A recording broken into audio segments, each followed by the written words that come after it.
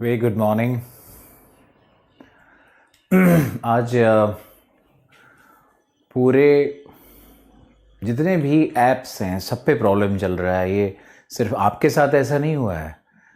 और जितने भी कोर्सेज चल रहे हैं कैरियर व्हील पे या ओपीएस का ही प्रॉब्लम है, और ये सबके लिए प्रॉब्लम था। हम आपसे थोड़ी देर में आपके पास आए।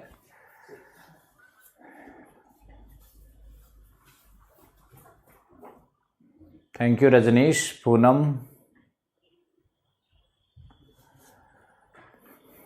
हम आपका ध्यान रखेंगे। ऑस्ट्रेलिया पे फिर कुछ बात कर लेंगे, आप परेशान मत हो। ओके, सत्या ज्वाइनिंग के साथ हमसे मिलेंगे, ऐसे नहीं मिलेंगे आप। हमारी आवाज़ आप तक आ रही है?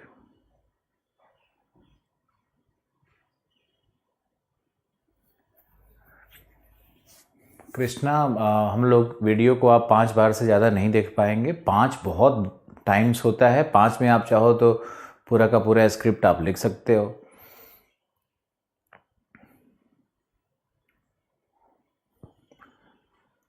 आप लोग कुछ लिख नहीं रहे हो, मुझे लग रहा है कि शायद प्रॉब्लम है या क्लास चल रहा है। एक सेकेंड।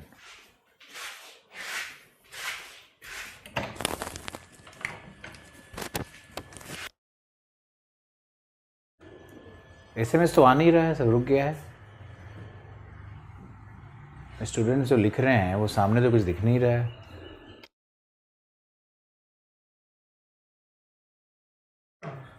हेलो। तो फिर ये आ क्यों नहीं रहा है?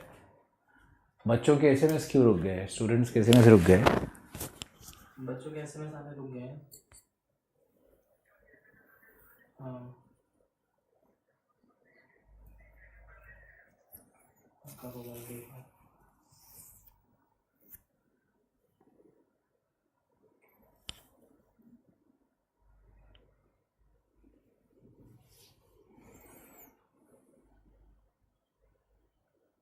एक बार पूछो कि हम लाइव हैं भी या नहीं है। लाइव है, सब दिख रहे हैं। लाइव है। लाइव हैं।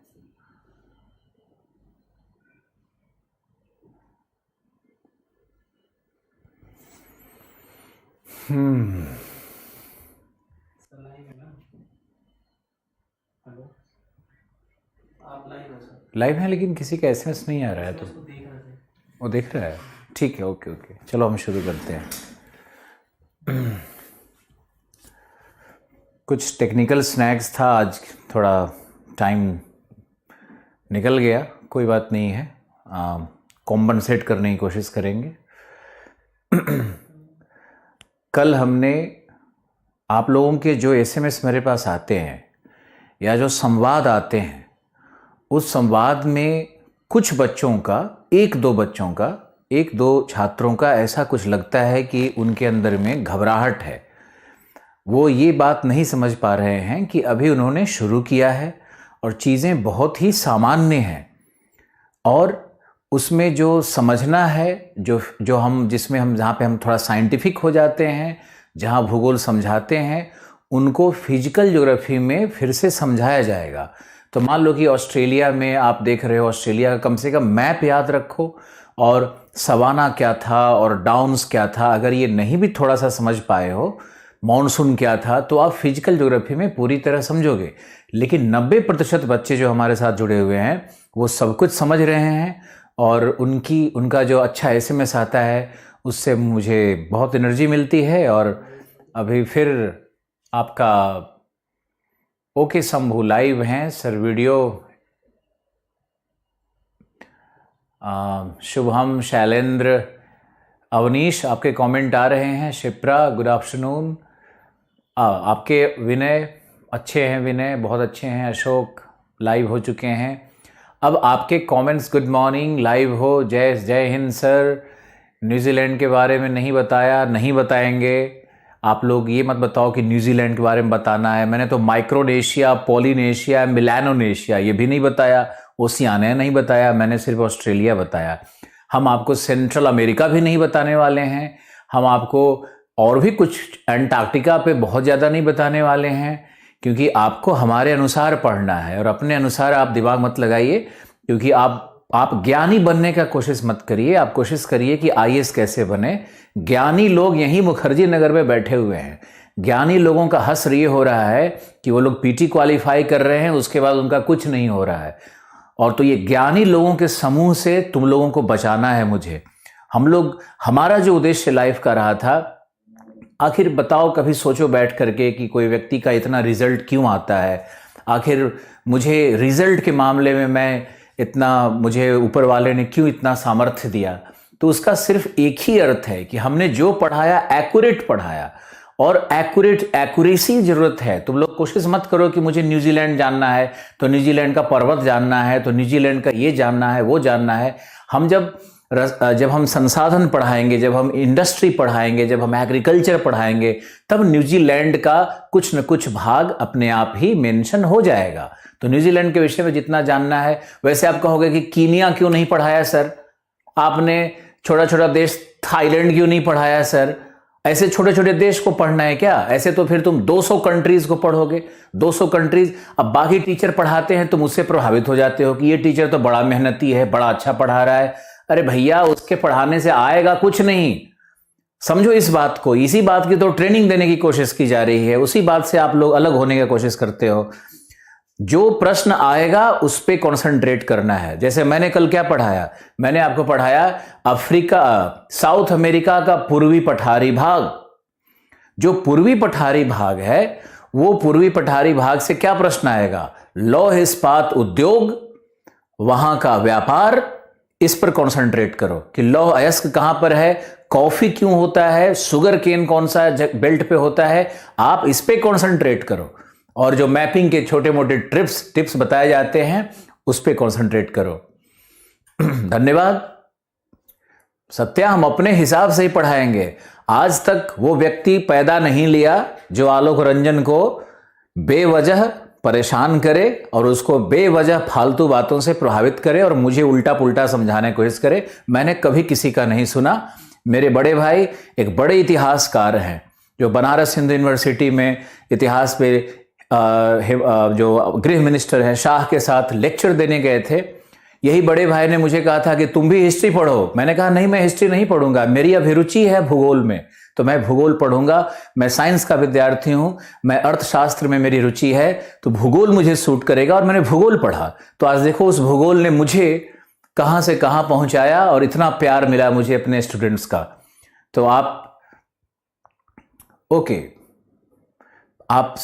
मुझे आशा है कि आप आगे से ऐसे एसएमएस नहीं लिखोगे, और आप लिखते हो तो उसको हम कहीं गलत अर्थ में नहीं लेते हैं, बल्कि हम एक मौका लेते हैं। क्योंकि जो बच्चा लिखता है वो एक होता है, लेकिन इस तरह का भाव कई बच्चों में आता है, कई छात्रों में इस तरह के भाव आते रहते हैं।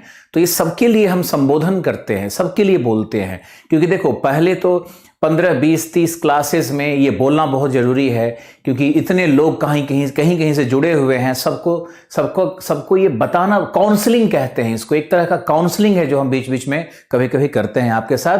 बस बातें यहीं खत्म हो रही है। अब आपका शो कर रहा है सतीश, विशाल, सबका शो कर रहा है। किस चीज का मैनेजमेंट सही नहीं है, किस चीज का मैनेजमेंट पे आप बात करना शुरू कर दिए?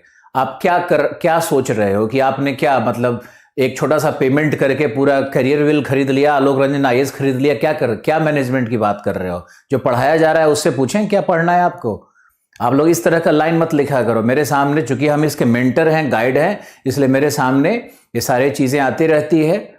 मैनेजमेंट ठीक नहीं है ये मत लिखो। जितना भी दम लगा करके मैनेजमेंट हो सकता है वो सब किया जा रहा है।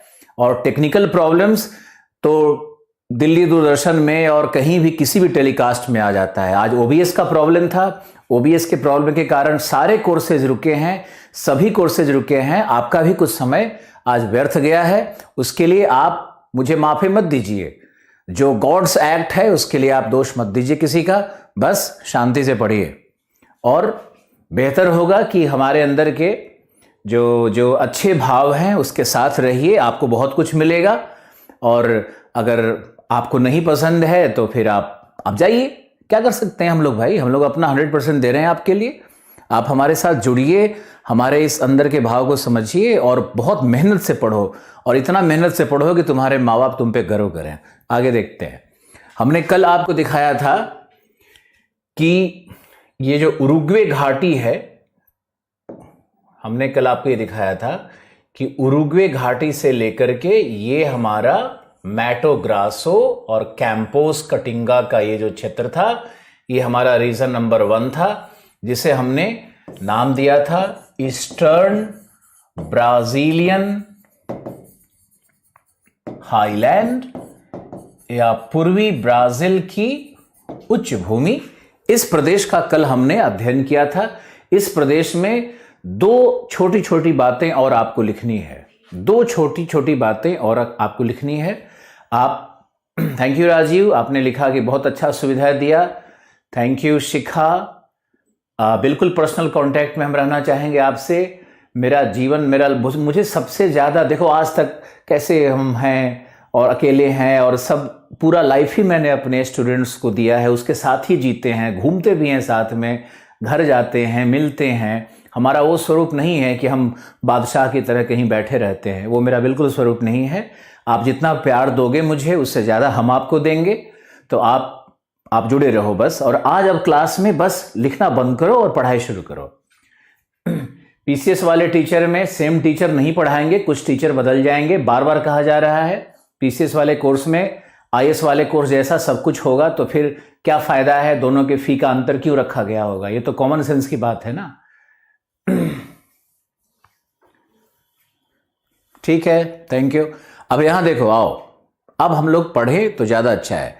मैंने कल आपको बताया था कि फेजेंडाज क्या है। देखो मैंने क्या क्या नहीं बताया। फजेंडाज क्या है, हैसिएंडाज क्या है, स्टैंसिया क्या है, सुगर केन कल्टीवेशन क्यों होता है, किन दशाओं में होता है। वीडियो आप देखोगे तो उसमें मिलेगा कि हमने वर्षा का जिक्र किया, मृदा का जिक्र किया, प्लांटेशन एग्रीकल्चर का जिक्र किया, रोपण कृषि की प्रणाली कैसे उपनिवेशवाद से संबंधित थी, हमने वो भी बात की। हमारी बातें एक छोटे से क्लास में इतनी सारगर्भित हैं कि हर एक बात से एक प्रश्न निकलता है। हमारे क्लास के इस मैजिक को आप समझने की कोशिश करो। हम एक विषय को लेकर के उसका बहुत विस्तार नहीं कर रहे हैं, लेकिन हम एक ही विषय में बहुत उसके जो अंतर विषय हैं, उसके अंदर जो कई विषय हैं, वो हर विषय को टच कर रहे हैं। और यूपीएससी की जो आवश्यकता है आज यही है। आपको साहित्यकार नहीं बनना है, आपको ज्ञानी जानकार नहीं बनना है, आपको बनना है ऐसा व्यक्ति जो सब कुछ जानता हो। क्योंकि परीक्षा में कुछ भी आ सकता है, और परीक्षा में अगर कुछ भी आ गया तो कम से कम तुम 5-10 लाइन की तैयारी रखो उस पर। और अगर 5-10 लाइन भी तैयार है तुम्हारा तो तुम आईएएस बनोगे। क्योंकि आईएएस बनने के लिए 100 के 100 प्रश्न सॉल्व नहीं करने हैं आपको। आईएएस बनने के लिए अगर 50% प्रश्न भी आपने सॉल्व कर दिया तो आप आईएएस बनोगे। और मेरा उद्देश्य है कि आईएएस में ऐसा प्रश्न आए वो हमारे लेक्चर से सीधे टकराए। इसीलिए हम किसी एक विषय पर 1 घंटा लेक्चर नहीं देते हैं, बल्कि उस 1 घंटे में 10 विषय को कवर करते हैं। और हर विषय में आपको 10-10 लाइन, 10-10 लाइन, 12-12 लाइन का एक ज्ञान देते हैं, ताकि आपका जो हॉरिजॉन्टल एक्सपेंशन है, जो आप ज्ञान का जो क्षैतिज वृद्धि कर रहे हो, वो बहुत जरूरी है। और वर्टिकली भी ऐसे ही ग्रो करना होगा आपको। तो आपके पास बहुत सारा नॉलेज कई विषयों का होना चाहिए।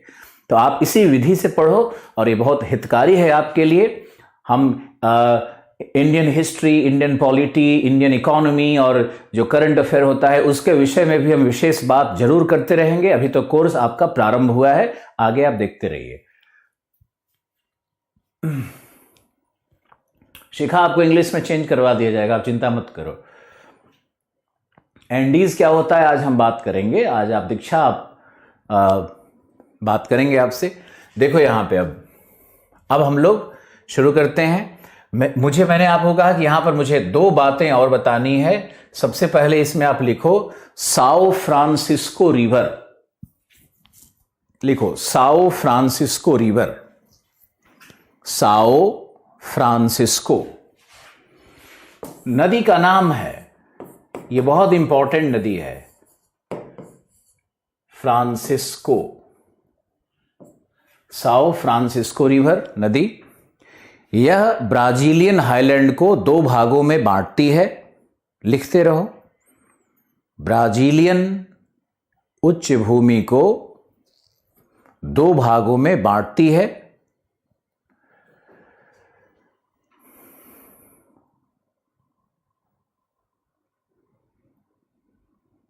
सत्या, आप ऐसा करो कि आईएएस वाले कोर्स में शिफ्ट कर जाओ। ब्राजीलियन हाईलैंड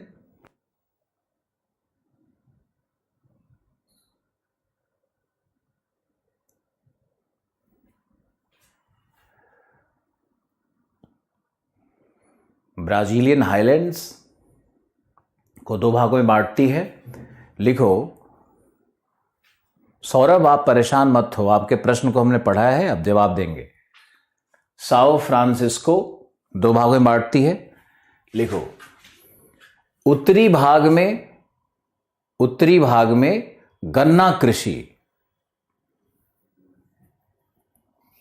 उत्तरी भाग में गन्ना कृषि, दक्षिणी भाग में कहवा चाय कृषि की प्रधानता है। कहवा चाय कृषि की प्रधानता है।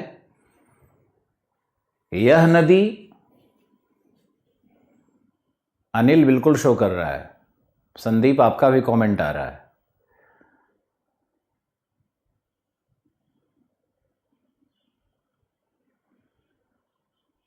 कहवा चाय कृषि की प्रधानता है इस नदी के दक्षिण, ये मैंने आपको बताया।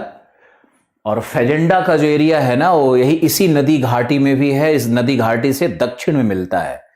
ओके, अब आपको लिखना है कि यह नदी भ्रंश घाटी, नया शब्द आज सिखा रहे हैं तुमको, यह नदी भ्रंश घाटी से निकलती है, भ्रंश घाटी से निकलती है साओ फ्रांसिस्को नदी, तथा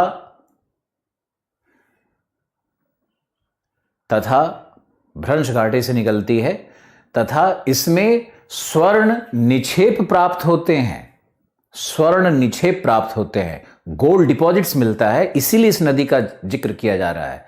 एक तो यह नदी भौगोलिक डिवीजन करता है, शुगर केन बेल्ट को कहवा क्षेत्र से बांटता है। दूसरा, इसमें गोल्ड डिपॉजिट्स मिलते हैं नदी के मुहाने वाले क्षेत्र पे, या नदी का जो बैंक है, नदी का जो किनारा वाला क्षेत्र है, बालू का क्षेत्र है, जैसे हमारे यहाँ सोन नदी है, सुवर्ण रेखा नदी है, वैसे ही इसकी भी महत्ता है, लेकिन यहाँ सोना ज्यादा मिलता है, तो ये स्वर्ण के लिए महत्वपूर्ण है। भ्रंश घाटी क्या होता है, अब इसको समझाते हैं। देखो, कई बार क्या होता है कि पृथ्वी के चट्टानों में, भूपर्पटी के चट्टानों में कई बार तनाव मूलक शक्तियां कार्य करती है। तनाव मूलक का शक्ति का मतलब है, जैसे रबर को हम खींच रहे हैं, तो रबर को 2 विपरीत दिशा में हम खींचेंगे तो रबर बीच से क्या होगा, टूट जाएगा। वैसे ही चट्टानों के नीचे अगर आंतरिक शक्तियां तनाव मूलक हैं, यानी 2 विपरीत दिशा में काम कर रही हैं, तो वहां पर चट्टानें इस तरह से दरार पड़ जाती हैं और चट्टानों में भयानक क्रैक आता है, बहुत लंबा, ये छोटा वाला क्रैक नहीं, बहुत लंबा क्रैक आता है और विशाल दरार बनता है। तो जब वो विशाल दरार बन जाता है तो एक नीचे की तरफ ढाल बन जाएगा, गड्ढा बन गया, वहां पे दरार बन गया तो ढाल बन गया। अब जब भी वर्षा होगी तो उस दरार से, उस भ्रंश से पानी का फ्लो बनने लगेगा। फिर पानी क्या करता है कि उस दरार को काटता है, उसमें सेडिमेंट जमा करता है और अंत में वो नदी घाटी बन जाती है। जैसे आपके यहाँ दामोदर नदी घाटी है, आपके यहाँ नर्मदा नदी घाटी है, तापी नदी घाटी है, ये सभी नदियां पूर्व के भ्रंश में आज बह रही हैं। अब हम लोग अगर इस नदी घाटी में जाएंगे तो हम लोगों को अवसाद मिलेगा, लेकिन उस अवसाद के नीचे अगर भूगर्भ शास्त्र में रिसर्च किया जाएगा तो हम लोग देखेंगे कि वहां पे चट्टानों में दरार है और उस दरार में मिट्टी भरी रहती है, लेकिन चट्टान वहां पृथक हो गया होता है, एक दूसरे से अलग हो गया होता है, तो उसको कहते हैं भ्रंश घाटी। और भ्रंश घाटी में अक्सर मोस्टली नदियों का निर्माण हो जाता है या झील बन जाते हैं, जैसे अफ्रीका की महान भ्रंश घाटी। और हम लोग अफ्रीका का मैपिंग करेंगे, वहां का क्षेत्रीय भूगोल पढ़ेंगे तो अफ्रीका के भ्रंश घाटी पे हम लोग लंबी विवेचना करेंगे और भ्रंश घाटी में नदी और झील के निर्माण को भी देखेंगे। ओके, अब आगे देखो कि इस क्षेत्र का हमारा सम्यक अध्ययन हो चुका है। अब हम लोग चलते हैं दूसरे क्षेत्र में। तो ये जो आप देख रहे हो ना, ये पूरा का पूरा क्षेत्र, ये जो पूरा क्षेत्र है, ये बहुत ही अद्भुत और एक विशाल घाटी का निर्माण हो रहा है यहां पर। ये जो पूरा क्षेत्र है, इसका नाम है, ये हमारा दूसरा क्षेत्र होगा। इसमें कल मैंने आपको दिखाया था कि यहां से, बिल्कुल यहां से एक नदी निकल रही है जिसका नाम है अमेज़न। और अमेज़न यहां जाने के बाद इस तरह से एक यहां पे ईश्वराइन डेल्टा बनाती है, ज्वार नदमुखीय डेल्टा का निर्माण करती है। मैंने डेल्टा नहीं कहा है, ज्वार नदमुखीय डेल्टा कहा है, ईश्वराइन डेल्टा है। ये आपको अभी हम समझाते हैं कि क्या है। तो ये हमारा मडीरा नदी है जो कल हमने आपको बताया था। ये मडीरा भी बोलिविया प्लेटू से निकलने वाली बहुत लंबी नदी है। और दूसरी नदी जो निग्रो है वो भी निकल रहा है इक्वाडोर से।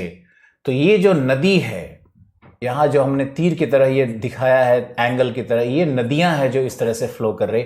बहुत सारी नदियां हैं, बहुत सारी नदियां आप देखोगे तो परेशान हो जाओगे, लेकिन हमने आपको सिर्फ 3 नदी का जिक्र किया।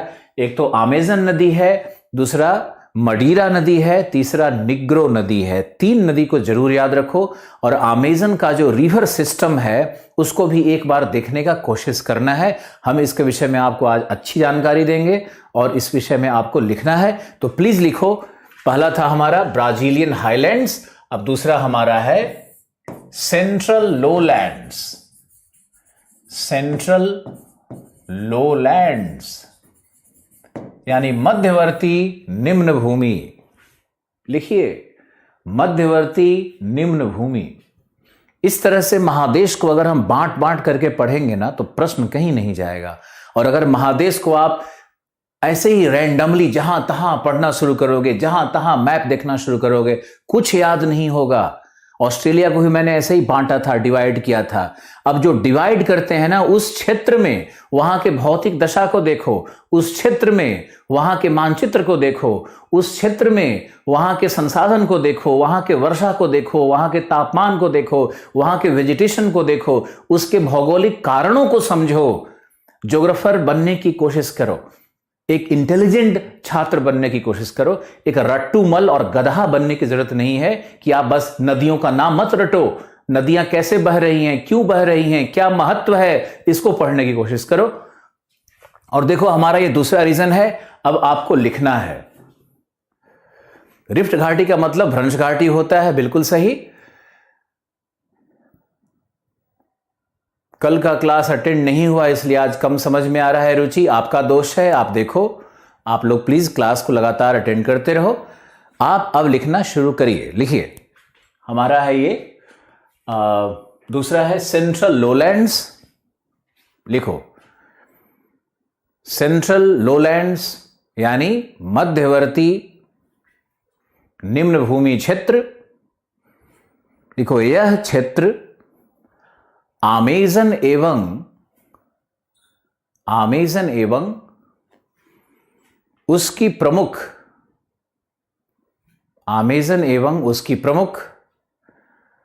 सहायक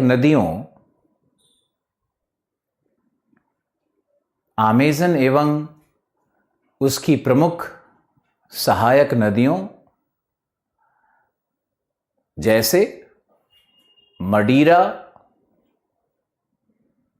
आपका कमेंट पहुंच रहा है रानू, आप परेशान मत हो। ज्योग्राफी को साइंस की तरह पढ़ो, साइंटिफिक पढ़ो, सब याद होगा। कल को अपने बच्चों को भी पढ़ाओगे, मरते दम तक ज्योग्राफी याद रहेगी आपको, इसलिए आप परेशान मत हो। मडीरा एवं निग्रो इसकी प्रमुख सहायक नदियां हैं। लिखते रहिए, प्रमुख सहायक नदियां हैं। सबसे लंबी सहायक नदी मडीरा है। देखो, यहां से निकल रही सबसे लंबी सहायक नदी मदीरा है। मडीरा इसकी सबसे लंबी सहायक नदी है।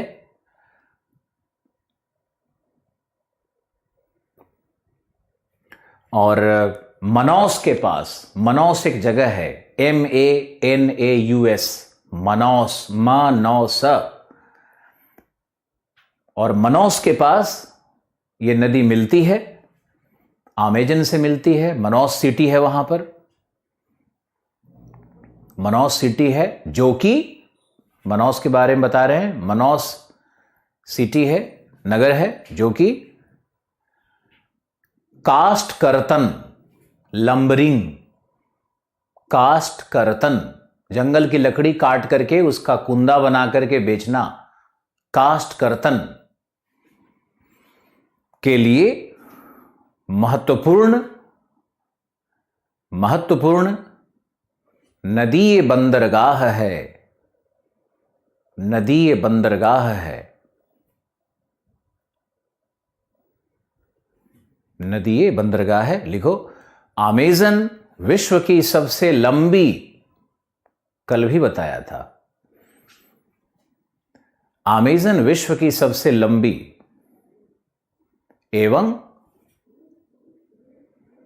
सबसे वॉल्यूमिनस, सर्वाधिक आयतन, सबसे ज्यादा जल का प्रवाह है, सर्वाधिक आयतन से युक्त नदी है।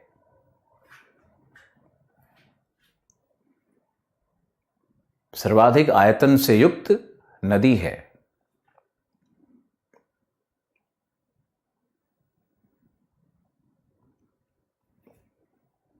सर्वाधिक आयतन से युक्त नदी है।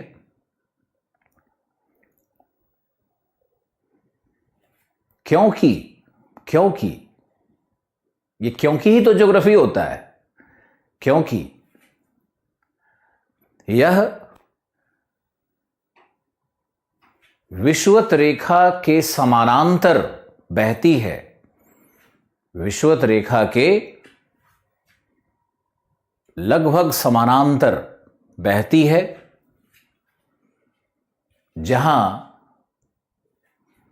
जहां वर्ष भर वर्षा होती है, जहां वर्ष भर वर्षा होती है, सालों भर वर्षा हो रही है। तथा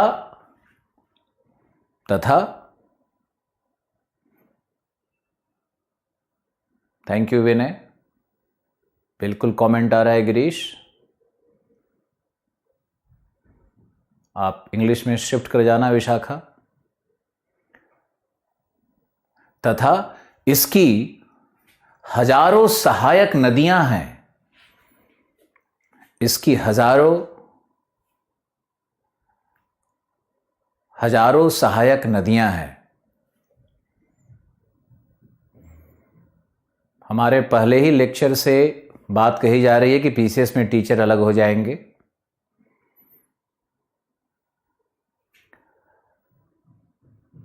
दुखी मत हो,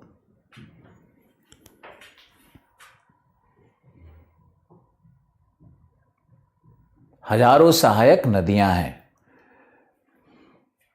अब आगे लिखो कि अमेजन बेसिन में, बहुत इंपॉर्टेंट लाइन आ रहा है, अमेजन बेसिन में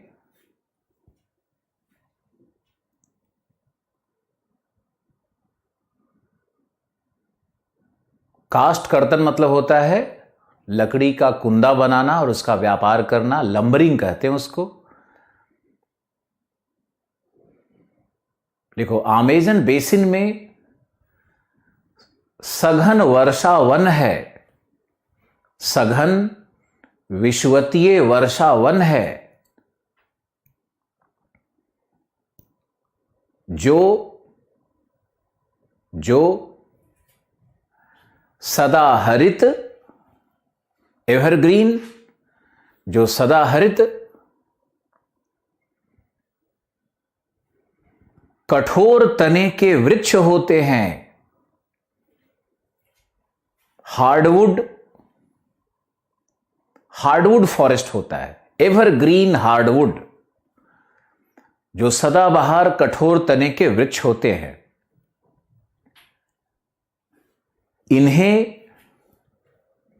इन्हें सिल्वाज कहते हैं। यह शब्द आपको याद रखना है। इन्हें सिल्वाज कहते हैं। ये सिल्वाज है।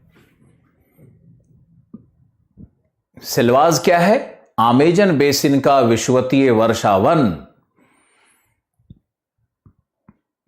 लिखो, इन वृक्षों के साथ साथ, वहां की पारिस्थितिकी की बात की जा रही है, इन वृक्षों के साथ साथ लियाना नामक, इन वृक्षों के साथ साथ लियाना नामक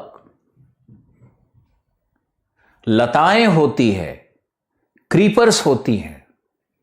लियाना क्रीपर्स होता है, बहुत ही लंबा क्रीपर होता है। वृक्ष के चारों तरफ रिंग बना करके ये धीरे धीरे ऊपर पहुंच जाता है सूर्य के प्रकाश के लिए। हम लोग भौतिक भूगोल में वर्षावन के विषय में पढ़ेंगे, बायोम पढ़ाएंगे आपको, जीवोम पढ़ाएंगे आपको।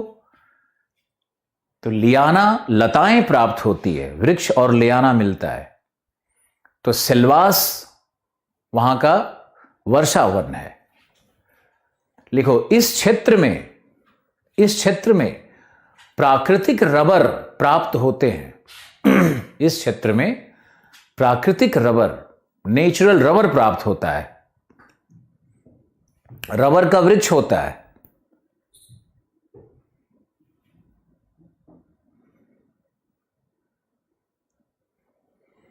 Thank you Durga.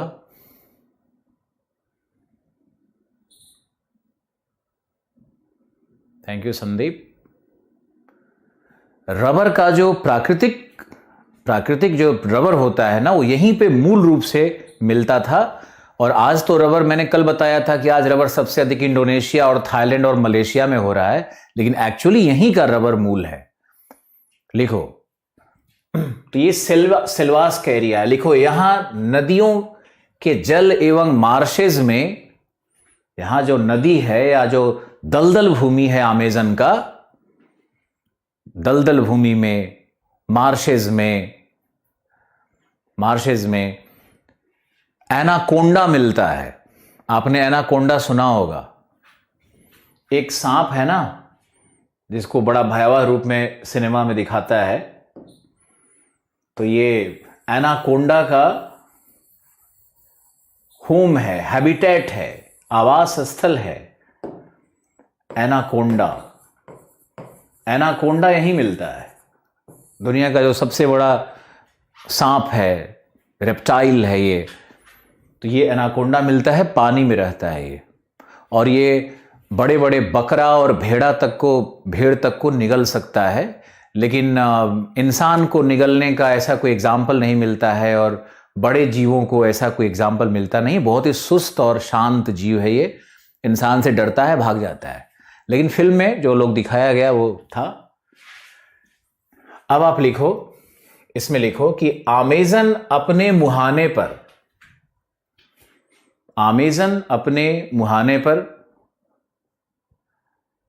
शिप्रा आपका कमेंट आ रहा है, अमेजन, बिल्कुल सत्य, आप भरोसा रखो। अमेजन अपने मुहाने पर ज्वार नद मुखीय डेल्टा का निर्माण करता है। ज्वार नद मुखीय डेल्टा का निर्माण करता है। ये बहुत स्पेशल इंफॉर्मेशन है। ईस्चुअराइन डेल्टा का फॉर्मेशन करता है। कौन सी नदी अपने मुहाने पर किस प्रकार के डेल्टा का निर्माण करती है, यह प्रश्न बहुत पूछा जाता है। अब पहली बड़ी नदी अमेजन हमने देखा, उसकी डेल्टा के विषय में बात की जा रही है। समझने का कोशिश करो। इस नदी में जल गति इतना है और अवसाद की मात्रा भी बहुत है, तो अपने मुहाने पे जाकर के ये कटाव करता है।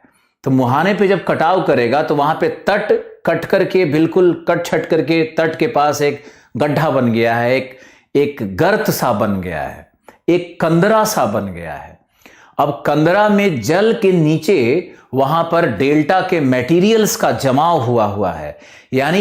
यानी इसका अर्थ है कि अमेजन नदी भी डेल्टा बनाती है, जैसे गंगा डेल्टा बनाती है, जैसे अन्य नदियां जैसे मिसिसिपी मिसौरी डेल्टा बनाती है, जैसे टाइगर नदी डेल्टा बनाती है, जैसे मेकोंग नदी डेल्टा बनाती है, तो अमेज़न भी डेल्टा का निर्माण करती है। लेकिन पानी का फ्लो इतना है कि यह डेल्टा पानी के नीचे डूबा रहता है, और जहां पर डेल्टा बना है वहां पर तट बहुत विशाल रूप से कट चुका है। इसलिए एक डूबा हुआ डेल्टा है, निमज्जित डेल्टा है। और इस तरह के डेल्टा में जहां ऊपर पानी हो, नीचे डेल्टा हो, और जब भी समुद्र में ज्वार आएगा, समुद्र में जब भी टाइड आएगा, तो टाइड का पानी इस नदी के अंदर प्रवेश कर जाता है। इसलिए इसको हम लोग कहते हैं ज्वार नद मुखीय डेल्टा, यानी इस्चुअराइन डेल्टा। नदियां अपने मुहाने पे दो चीजों का निर्माण कर सकती है। सभी लोग ध्यान से सुनो, जो भी नदी समुद्र में प्रवेश करती है वो दो प्रकार का फीचर्स बनाती है, दो विशेषताओं को जन्म देती है। जैसे गंगा, गंगा में नदी का वॉल्यूम ज्यादा है, पानी का आयतन ज्यादा है, अवसाद का आयतन ज्यादा है, लेकिन गति कम है, पानी में गति कम है। और गंगा नदी समुद्र तल के लगभग समानांतर चलती है, समुद्र तल से ऊपर नहीं है, बहुत ज्यादा ढाल तीव्र नहीं है गंगा में, गंगा एकदम प्लेन पे चल रही है। तो गंगा नदी के जल में गति कम है, गंगा नदी के तल का ढाल निम्न है, इसलिए ये अपने मुहाने पर जाकर के अवसादों का त्रिकोणीय जमाव करती है। अवसाद आएगा तो ऐसे फैल जाएगा। अगर हम नदी हैं, मान लो हम नदी हैं, तो हमारे तरफ से पानी आ रहा है, समुद्र में प्रवेश किए तो अवसाद ऐसे फैल जाएगा। तो देखो क्या बन गया, यहां से इधर त्रिभुज बन गया, यानी नदी की तरफ त्रिभुज का शीर्ष होगा और नदी से दूर त्रिभुज का बेस होगा, आधार होगा। तो ये जो त्रिकोणीय बनता है इसी को ग्रीक लैंग्वेज में डेल्टा कहते हैं।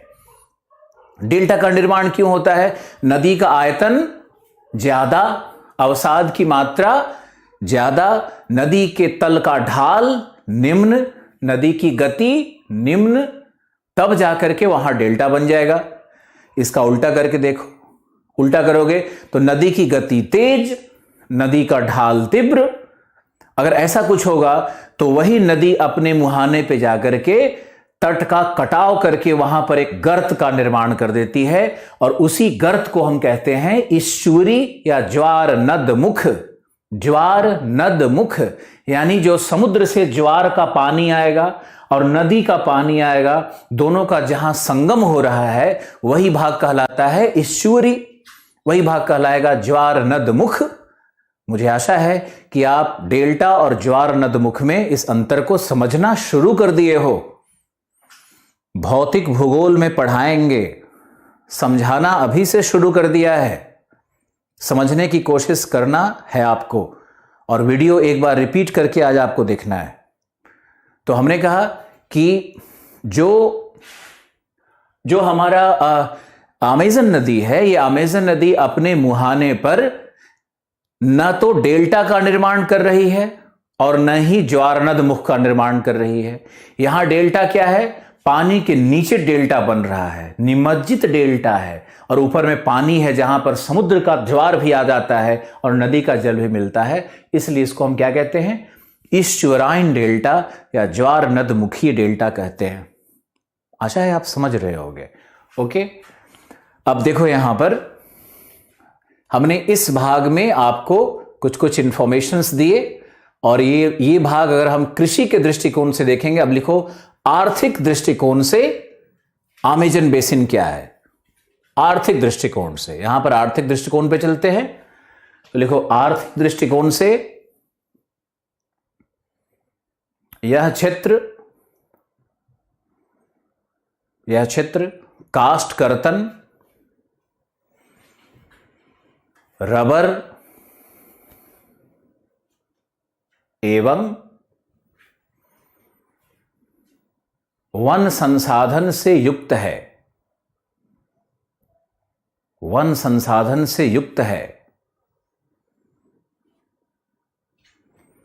अब बताओ,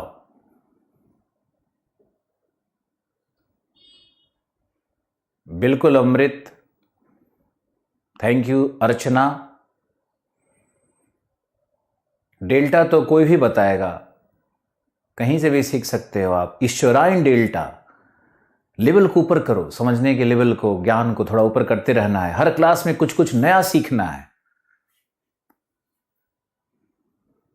लिखो, अमेज़न फॉरेस्ट का जो रीजन है ना, वहां पे काष्ठ, कर्तन, रबर एवं वन संसाधनों की प्रचुरता है। वन संसाधन वहां से मिलते हैं। जैसे लैटेक्स मिलेगा, डाई मिलेगा, बहुत सारा टैनिंग मटेरियल मिलेगा, latex, dye, tannin materials, rubber, ये सब मिलता है, लकड़ी, ये सब मिलता है वहां से, हर्ब्स, ये सब मिलेगा वहां से। लिखो, यहां की प्रमुख जनजाति, यहां की प्रमुख जनजाति बोरो है। बोरो ट्राइब है यहां पे। हम लोग विश्व के मुख्य जनजातियों को भी इसी बहाने पढ़ लेंगे, है ना। विश्व के कृषि प्रणाली को पढ़ रहे हैं, उद्योग और खनिज को पढ़ रहे हैं, पारिस्थितिकी को भी देख रहे हैं, मैपिंग को भी देख रहे हैं, प्रमुख नदियों को भी पढ़ रहे हैं। आप बस पढ़ते रहो। इस यहां बोरो ट्राइब है। ऑस्ट्रेलिया में कौन सा ट्राइब था? बिंदिबू, एबोरिजिनल्स, याद है ना। यहां का सबसे प्रमुख ट्राइब क्या है? बोरो। लिखो, यह बोरो ट्राइब, मयंक आपका कमेंट शो कर रहा है।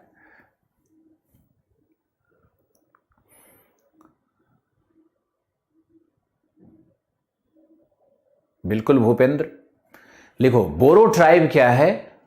बोरो ट्राइब क्या है कि ये जो बोरो ट्राइब है, ये है कैनिबलिस्ट ट्राइब। कैनिबलिस्ट यानी इसको नरभक्षी कहते हैं।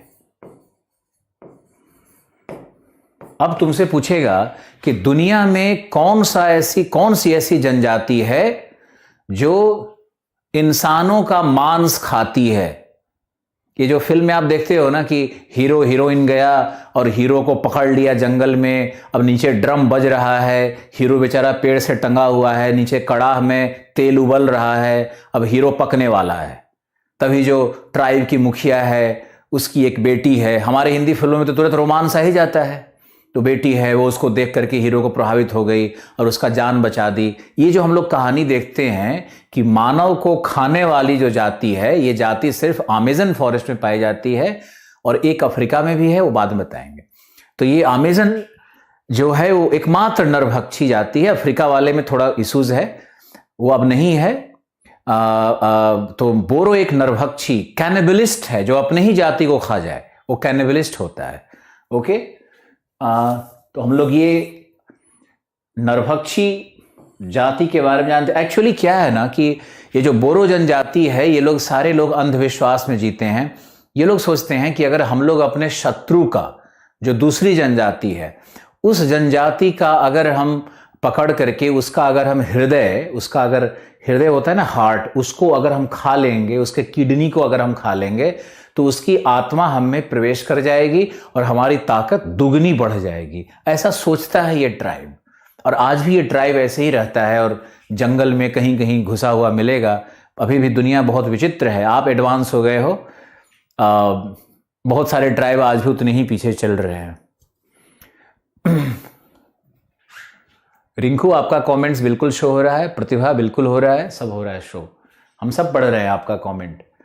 तो ये यहां पर बोरो ट्राइब के विषय में बात की। और एक तथ्य आपको और बताएं कि ये जो अमेज़न फॉरेस्ट है, इसको कहा जाता है lungs of the earth, lungs of the planet अर्थ।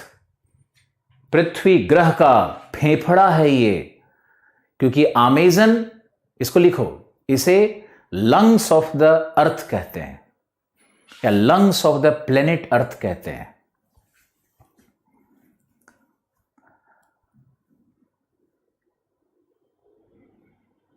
चंद्रभान बिल्कुल सही। सेंटिलीज एक जनजाति है यहां पर अंडमान में रहती है सेंटिलीज जनजाति। वो भी बहुत सारा बिहेवियर उसका बोरो की तरह है। वो भी तीर मार देता है, और अभी एक विदेशी का हत्या भी हो गया था, वो घुसने की कोशिश कर रहा था उसके टेरिटरी में। लेकिन सेंटिलीज कैनिबलिस्ट नहीं होते, नरभक्षी नहीं होते हैं, वो मार देते हैं दूसरे इंसान को देख करके, शत्रु समझ करके मार देते हैं।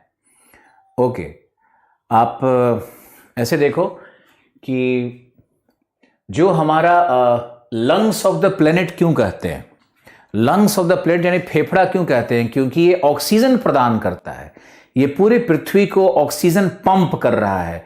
दुनिया का सबसे बड़ा वर्षावन कौन है? अमेज़न फॉरेस्ट है। अमेज़न दुनिया का सबसे बड़ा वर्षावन का क्षेत्र है। कॉन्गो फॉरेस्ट नहीं है, इंडोनेशिया नहीं है, अमेज़न ही है। तो अमेज़न में क्या है कि इतने वृक्ष हैं, तो सारे वृक्ष क्या लेंगे? CO2 को ग्रहण करते हैं, श्वसन की क्रिया उनकी, ट्रांसपिरेशन की क्रिया उनकी, और वो फिर CO2 ऑक्सीजन को छोड़ते हैं। तो इसको लंग्स ऑफ द प्लेनेट कहते हैं, इसको याद रखना है। टैनिंग मटेरियल होता है, जैसे जो जूता होता बनाने में जो रगड़ करके चिकना करने वाला, कलर देने वाला मटेरियल है, उसको कहते हैं। ओके,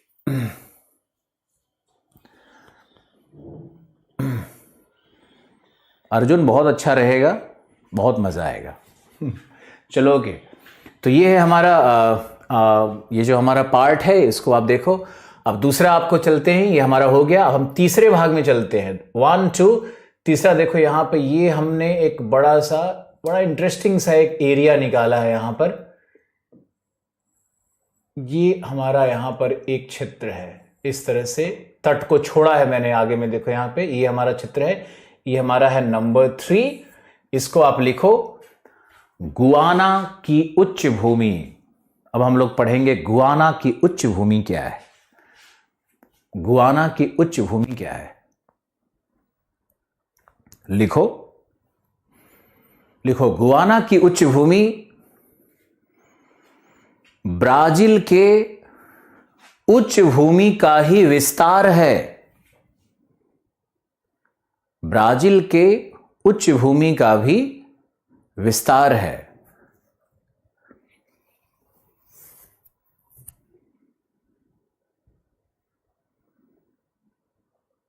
उच्च भूमि का भी विस्तार है।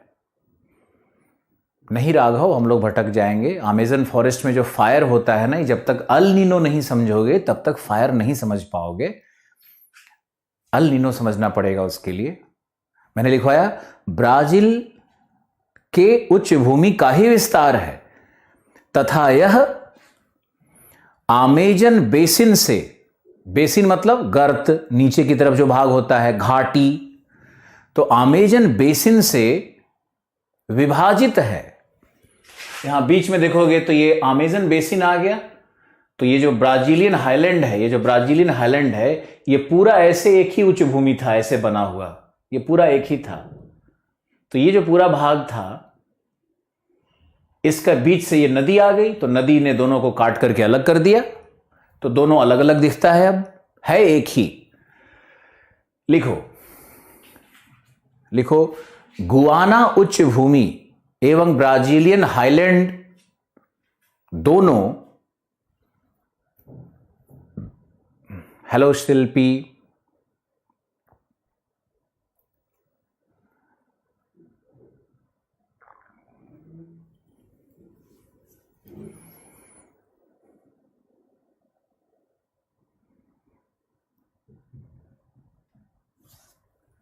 ब्राजीलियन उच्च भूमि एवं गुआना का उच्च भूमि संयुक्त रूप से शील्ड कहलाता है।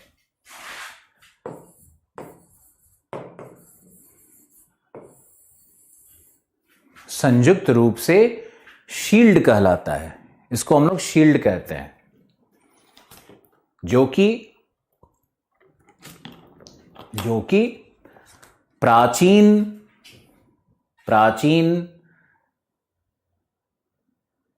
मैग्मा का निक्षेप होता है। प्राचीन अंतर्भेदी मैग्मा का या प्राचीन मैग्मा का निक्षेप होता है, अंतर्भेदी मैग्मा का निक्षेप होता है। लिखो, गुआना गुआना का उच्चतम बिंदु रोरैमा है। रोरैमा पीडीएफ वाले मटेरियल में सब लिखा रहता है वैसे, लेकिन जो हम आपको पढ़ाते हैं वो पीडीएफ में आपको नहीं मिलेगा, और जिस मेथड से पढ़ाते हैं वो मिलेगा नहीं। आपको पीडीएफ का यूज करना है, उसको पढ़ो, पीडीएफ को अंडरलाइन करो। मान लो हमने रीजन 1, रीजन 2, रीजन 3 पढ़ाया, तो उसमें संबंधित कुछ अगर उसमें बातें मिल रही है, अच्छी बातें, तो कुछ नोट डाउन कर लो हमारे नोट्स में, वो तुम्हारा पूर्णता है, वही तुम्हारी पूर्णता है। ओके, हमने लिखवाया रोरैमा है। रोरैमा यहां की उच्च भूमि है।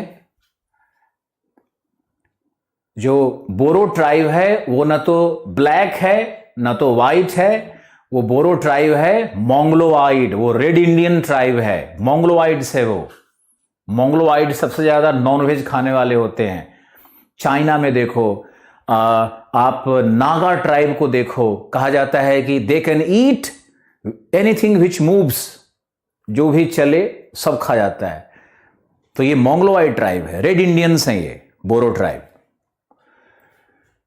ओके, गायना हाइलैंड्स में लिखना है रोरैमा उच्च भूमि है। लिखो यहां वर्षा 150 सेंटीमीटर है। यहां वर्षा 150 सेंटीमीटर है। तथा यह उष्णकटिबंधीय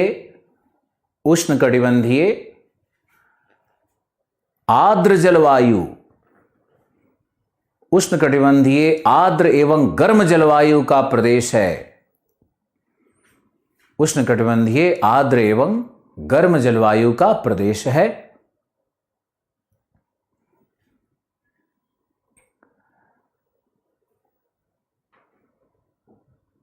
गर्म जलवायु का प्रदेश है, बिल्कुल शिप्रा, सही बात है।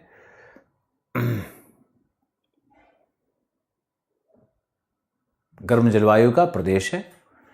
फिर लिखो इसे छद्म मॉनसून भी कहते हैं।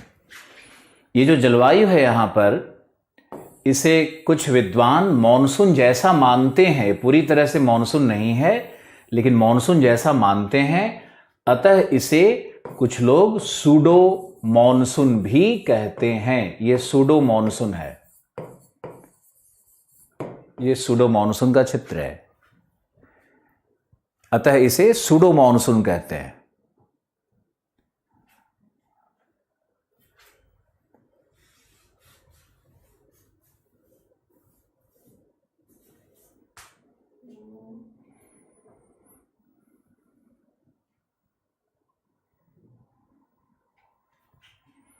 सूडो मॉनसून का क्षेत्र है। आगे लिखो, आगे देखो। अब आप देखो कि लिखो इस क्षेत्र में, मैंने पहले बताया था, इस क्षेत्र में सघन मॉनसूनी वन है। हो रहा है जितेंद्र?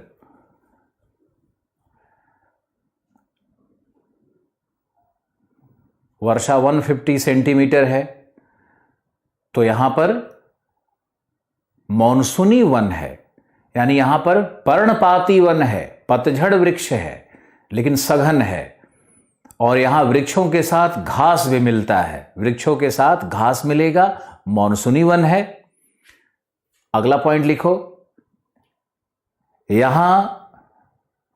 यहां लाल मृदा का विकास हुआ है, रेड सॉइल है, लाल मृदा है, रेड सॉइल है,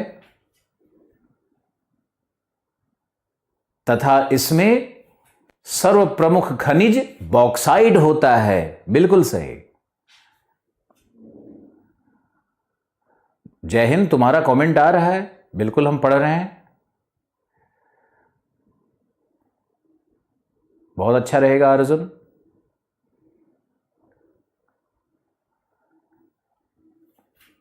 यहां बॉक्साइड मिलता है। बॉक्साइड कहां मिलता है? मैंने ऑस्ट्रेलिया वाले क्लास में आपको पढ़ाया था, तो ऑस्ट्रेलिया वाला वीडियो देखिए कि उच्च भूमि पर कैसे निछालन की क्रिया होती है और कैसे बॉक्साइड बनता है। तो यहां बॉक्साइड सर्वप्रमुख खनिज होगा। अब लिखो, यहां गन्ना कृषि की प्रधानता है, गन्ना कृषि है, गन्ना कृषि है, तथा 41% भारतीय निवास करते हैं। यहां 41% जनसंख्या जो है इस पूरे क्षेत्र में वो भारतीयों की है, भारतीय यहां निवास करते हैं। फिर आपको यहां के लिए लिखना है कि यहां की मिट्टी में लेटेराइट, लेटेराइट मिट्टी क्या है हम लोग बात करेंगे। लिखो, यहां की मिट्टी में लेटेराइट की प्रधानता है, लाल मृदा में ही आता है, वो भी लाल मृदा जैसा ही होता है, लेटेराइट की प्रधानता है, तथा यहां चाय एवं कहवा कृषि का विकास हो रहा है, चाय एवं कहवा कृषि का विकास हो रहा है। विनय पूछ रहे हैं कि सर क्या आपने यूपीएससी दिया था? मैंने एक बार दिया था और मेरा वेटिंग लिस्ट था। 2009 में मुझे कंफर्म किया गया इंडियन पोस्टल सर्विसेज के लिए, लेकिन तब तक पढ़ाने के फील्ड में मेरा नाम और मुझे इतना यश मिल चुका था कि जॉब कई बार बहुत छोटा दिखता है, इंसान का अपना जीवन बड़ा दिखता है। इस तरह के व्यक्तिगत प्रश्न न पूछें तो अच्छा है। और बार बार पूछ रहे हो विनय, इतना लंबा लंबा लिखे जा रहे हो, प्लीज बताओ सर। ज्ञानेंद्र आप मूव कर जाओ, ज्यादा अच्छा रहेगा। आप देखो, आगे देखो कि ये जो गायना क्षेत्र है, लेटेराइट मृदा है, बॉक्साइड है, शुगर केन है। अब यहां पर चाय और कहवा का कृषि भी बहुत अच्छा हो रहा है, इसलिए प्रसिद्ध, आर्थिक दृष्टिकोण से ये क्षेत्र काफी इंपॉर्टेंट हो गया है। अगला नेक्स्ट क्षेत्र में हम आ रहे हैं और ये रहा हमारा अब एक और क्षेत्र जो निकल करके इधर आ रहा है। ये जो भाग आया है, ये भाग है हमारा 3 और यह है नंबर 4। 4 में लिखो, यहां से लेकर के ये जो भाग है, जिसको देखो हम ऐसे ऐसे डैश डैश डैश डैश कर दे रहे हैं, ये पूरा डैश डैश वाला जो भाग हो गया, ये बहुत इंपॉर्टेंट भाग आने वाला है, ये बहुत इंपॉर्टेंट है। ये तो जो डैश डैश वाला भाग ऊपर का भाग है, इसको आप लिखो,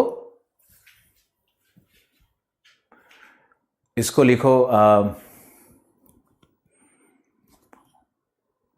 लिखो उत्तरी, ये जो 4 है,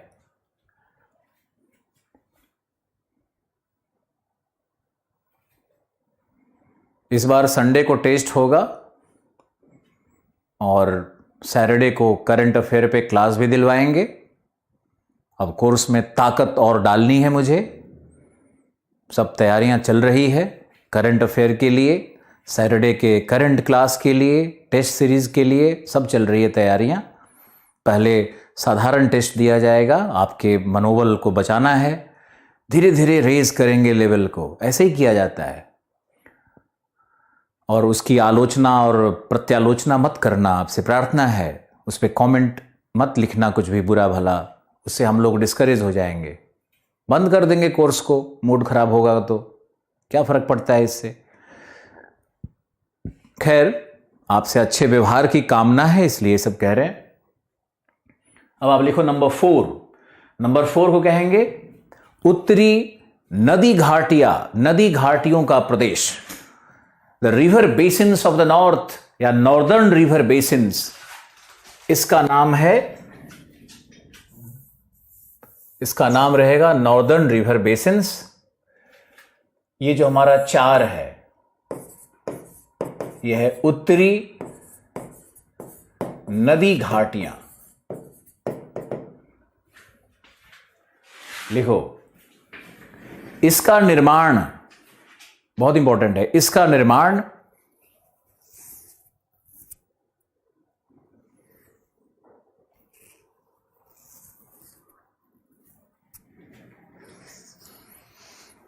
मृदा के चैप्टर में बताएंगे पंकज।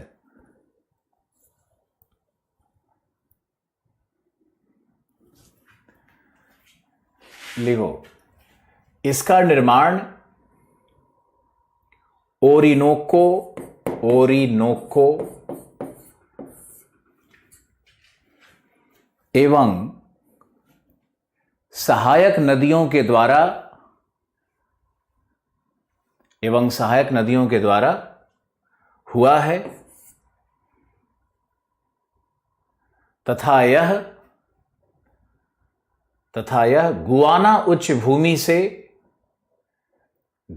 उच्च भूमि से मैग्डेलना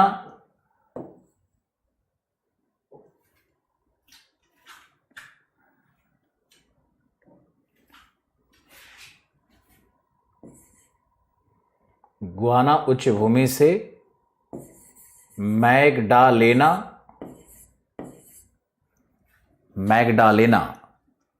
गुआना उच्च भूमि से मैग्डालेना, कोलंबिया में है मैग्डालेना, गुआना उच्च भूमि से मैग्डालेना नदी तक विस्तृत है। मैंने कहा बहुत इंपॉर्टेंट है। लिखो, इन नदी घाटियों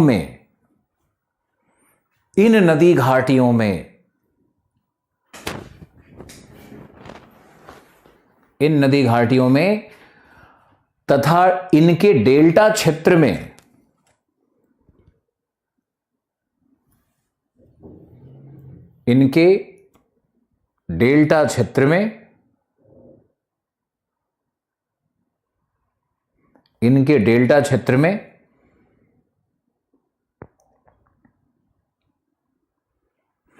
हाइड्रोकार्बन का विशाल निक्षेप प्राप्त होता है। हाइड्रोकार्बन्स का विशाल निक्षेप प्राप्त होता है, अर्थात यहां पेट्रोलियम एवं प्राकृतिक गैस प्राप्त होते हैं। पेट्रोलियम एवं प्राकृतिक गैस प्राप्त होते हैं। विगत दशक में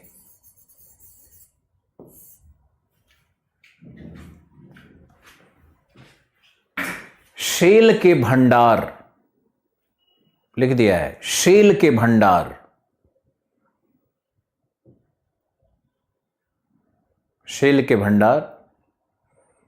विशाल मात्रा में प्राप्त होते हैं।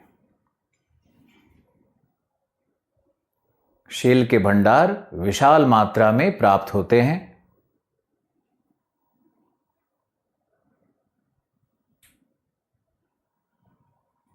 विशाल मात्रा में प्राप्त होते हैं।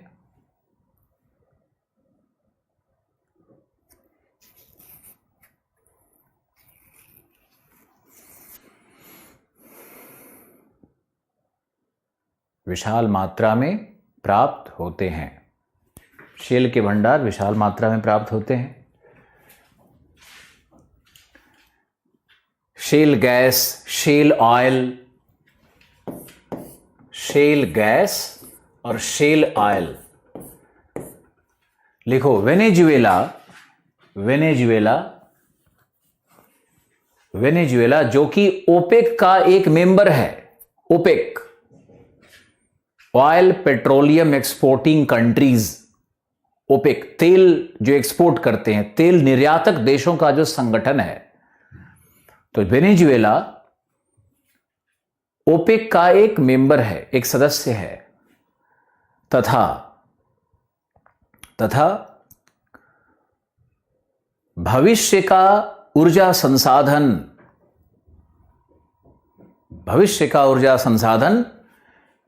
शेल गैस एंड ऑयल को कहते हैं। भविष्य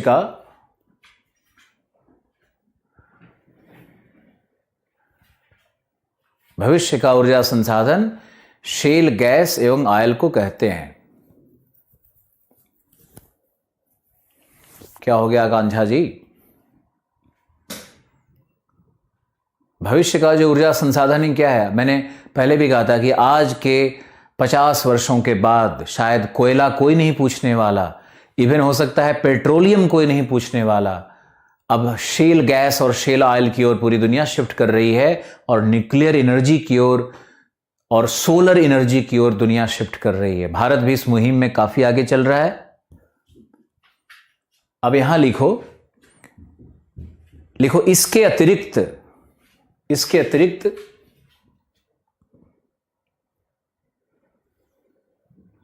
माराकैबो बेसिन में, माराकैबो, यहां पे एक झील है माराकैबो एक झील यहां पे देखो छोटा सा है, वेनेजुएला में एक छोटा सा झील है माराकैबो, लेक माराकैबो। तो लिखो माराकैबो बेसिन में दुनिया का सबसे बड़ा एस्फाल्ट या कोल टार, एक ही चीज है, एस्फाल्ट अथवा कोल टार का भंडार मिलता है।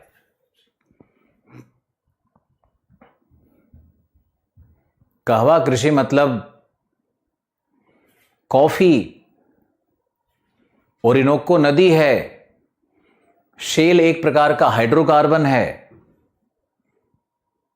वनस्पति के दबने से बनता है शेल,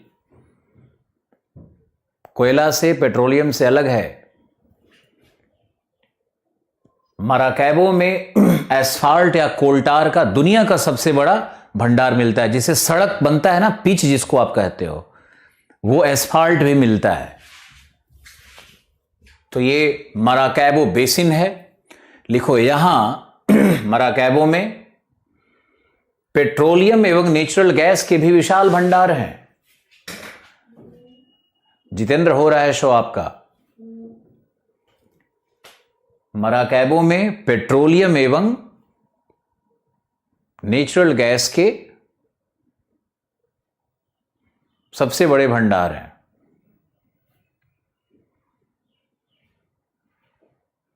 कहां के लिए? साउथ अमेरिका के लिए।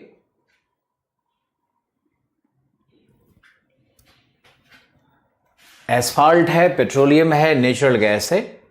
अब आपको लिखना है कि यहां त्रिनिडाद एवं टोबैगो एक जगह का नाम है। आपने वेस्ट इंडीज का नाम सुना होगा। वेस्ट इंडीज कोई देश नहीं है, वेस्ट इंडीज एक क्रिकेटिंग नेशन है। वेस्ट इंडीज कई कई देशों से मिला हुआ है, लेकिन सब देश मिलकर जब एक क्रिकेटिंग नेशन बनाते हैं, क्रिकेट खेलते हैं, तो उसको वेस्ट इंडीज कहते हैं। तो वेस्ट इंडीज कहां है? कैरेबियन में। कैरेबियन में वेस्ट इंडीज है। दूसरा शब्द आता है ईस्ट इंडीज। ईस्ट इंडीज कहां होगा? इंडोनेशिया। जो इंडोनेशिया और वहां के द्वीप हैं उसको ईस्ट इंडीज कहते हैं, और यहां जो कैरेबियंस हैं इसको क्या कहेंगे? वेस्ट इंडीज कहेंगे। अभी आपने क्या सीखा? कॉन्सेप्ट कि ईस्ट इंडीज क्या है और वेस्ट इंडीज क्या है। याद रखना है इसको। अब लिखो त्रिनिदाद एंड टोबैगो। त्रिनिदाद एवं टोबैगो में भी हाइड्रोकार्बन, पेट्रोलियम के विशाल भंडार हैं।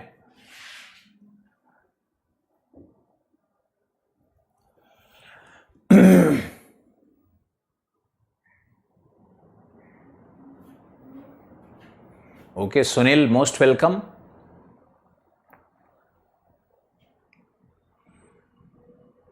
त्रिनिडाद एवं टोबैगो एक अलग देश है, वेनेजुएला का पार्ट नहीं है, लेकिन लेक माराकैबो के पास है, इसलिए मैंने बता दिया कि वहां भी तेल के विशाल भंडार है। अब लिखो इसके अतिरिक्त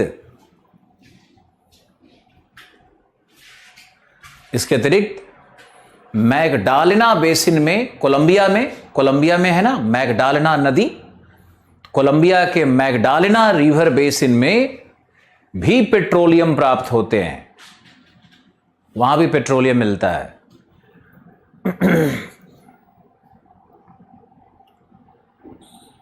तथा तथा कोलंबिया कहवा के उत्पादन में, कॉफी के उत्पादन में ब्राजील के बाद सबसे महत्वपूर्ण देश है।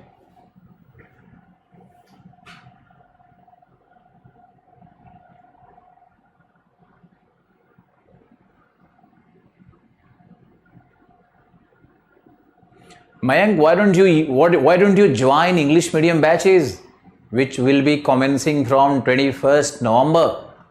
आप उसको ज्वाइन करो, शिफ्ट कर जाना।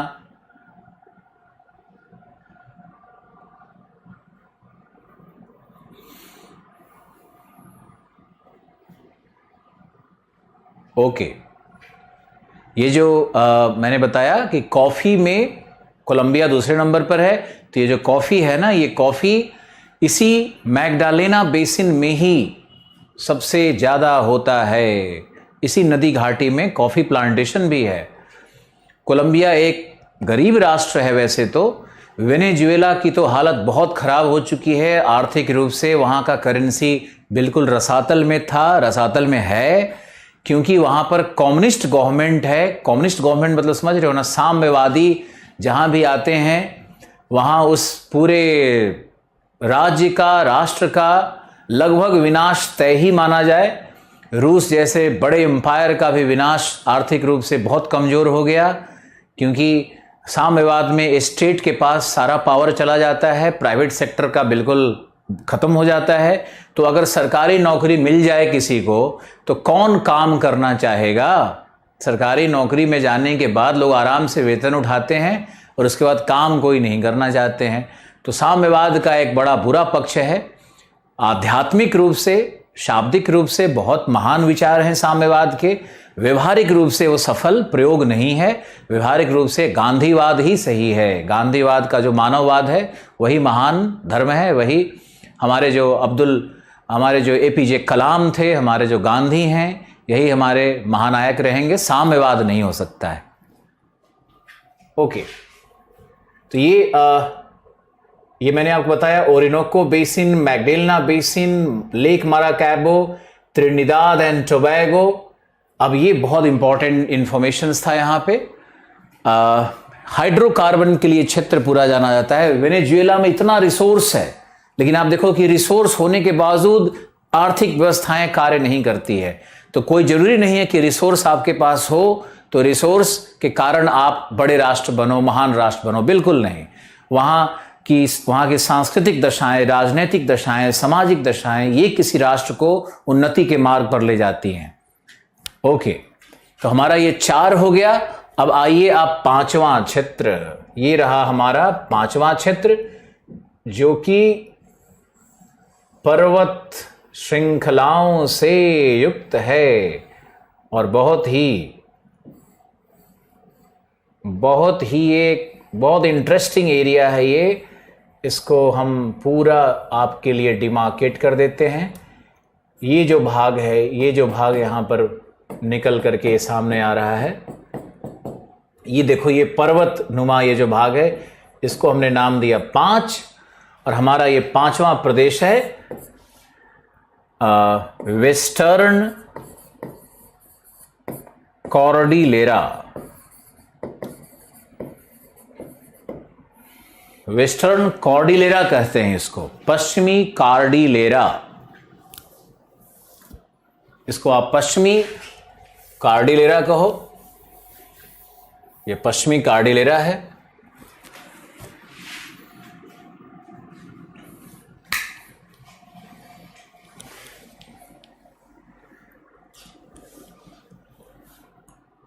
अजय बिल्कुल इग्नोर नहीं कर रहे। अजय, आपका एसएमएस शायद नहीं आया होगा। रुचि, मैं बता रहा हूं, ईस्ट इंडीज का मतलब होता है इंडोनेशिया और उसके आसपास के द्वीप समूह। वेस्ट इंडीज का मतलब होता है जो मेक्सिको की खाड़ी और उसके आसपास में जो कैरेबियन द्वीप हैं, उसको वेस्ट इंडीज कहते हैं।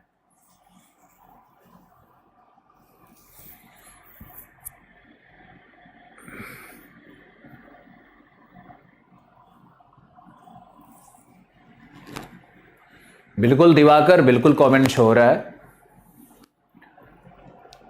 ये जो हमारा जो हमारा ये लेक मराकैबो था वो एक्चुअली लैगून है, झील का एक प्रकार लैगून होता है, बात करेंगे उस पर। वो एक लैगून है। आप यहां लिखो ये जो इस क्षेत्र नंबर 4 है, 4 में 2 बातों को और लिख लो। मुझे याद आ रहा है कि 2 बातों में एक लिख लो कि लेक मराकैबो एक लैगून है, और दूसरा लिख लो कि ओरिनोको नदी के, लिखो ओरिनोको नदी के सहायक नदी, ओरिनोको नदी के सहायक नदी कैरेयो पर, कैरेयो नदी CARRAO, कैरेयो नदी पर एंजल फॉल्स है।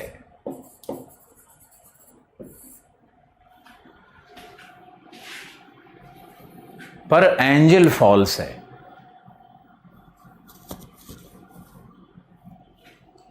एंजल फॉल्स है। एंजल फॉल्स दुनिया की सबसे ऊंची, बिल्कुल सही, दुनिया की सबसे हाईएस्ट वाटरफॉल एंजल फॉल्स है।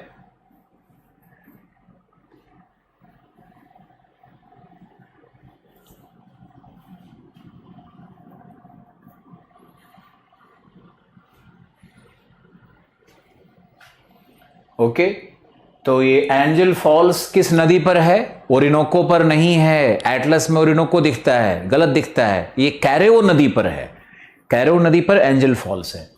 अब हम लोग आते हैं रीजन नंबर 5, इसको कहते हैं पश्चिमी कॉर्डिलेरा। पश्चिमी कॉर्डिलेरा। अब इस पे नोट्स लिखो, बहुत जरूरी है। लिखो पश्चिमी कॉर्डिलेरा।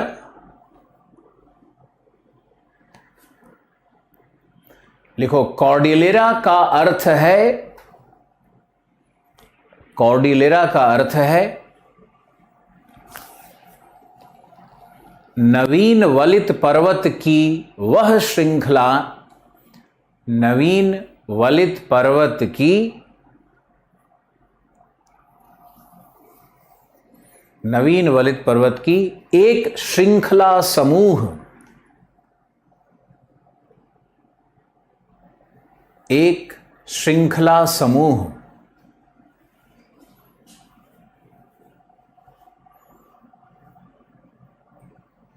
एक श्रृंखला समूह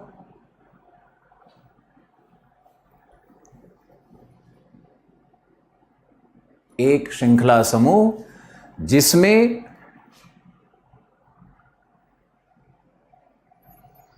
समानांतर श्रेणियां, समानांतर श्रेणियां प्राप्त होती हैं,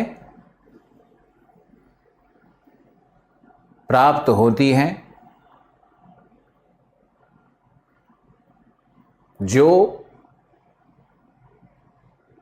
जो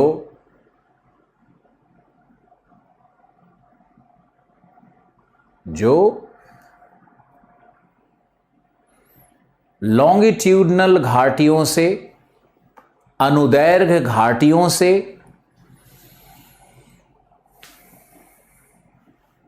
थैंक यू आकांक्षा, लेक मराकैबो को लैगून कहते हैं। लिखो जो अनुदैर्घ्य घाटियों से विभाजित होते हैं,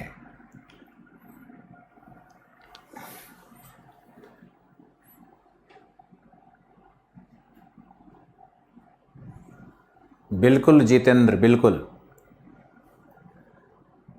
जो अनुदैर्घ्य घाटियों से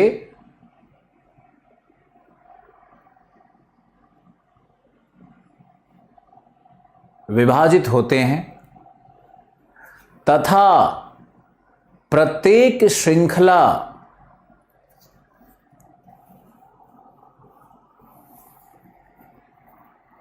थैंक यू कृष्णा, तथा प्रत्येक श्रृंखला प्रत्येक श्रृंखला का उत्पत्ति काल, प्रत्येक श्रृंखला का उत्पत्ति काल एवं भूगार्भिक संरचना, उसकी जो चट्टानें हैं, भूगार्भिक संरचना पृथक होती है, पृथक होती है।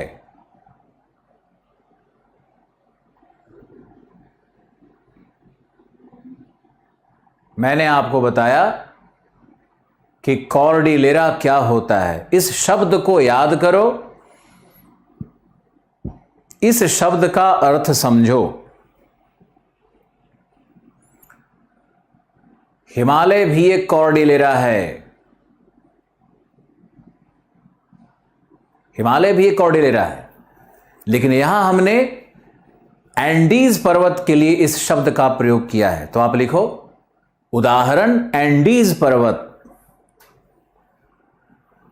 उदाहरण है एंडीज पर्वत।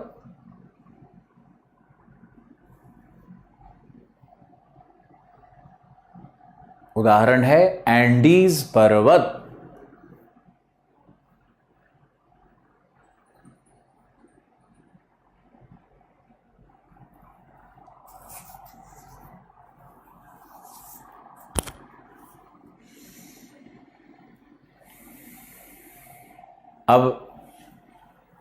अब आपको एंडीज पर्वत और उसकी जो विशेषताएं हैं, जो रीजन 5 है, उसके विषय में लिखना है, और यह बहुत इंपॉर्टेंट है। लिखिए,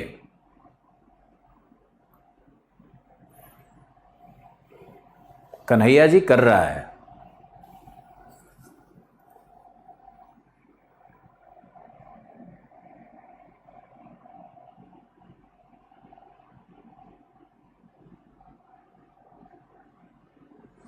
लिखो एंडीज पर्वत के 3 भाग हैं,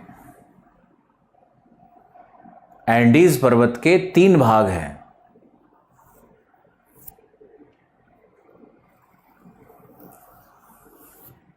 समझाया जाएगा Mayank. Thank you Rajanal, thank you Chhaya. लिखो एंडीज पर्वत के 3 भाग हैं। ए नॉर्दर्न कॉर्डिलेरा, उत्तरी कॉर्डिलेरा,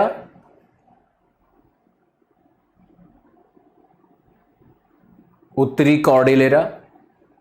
बी सेंट्रल कॉर्डिलेरा, मध्य। And C southern cordillera. 3 भाग में बांटेंगे। ऐसे डिवीजन करके पढ़ोगे ना, जिंदगी भर याद रहेगा। Northern Cordillera, central Cordillera, southern Cordillera.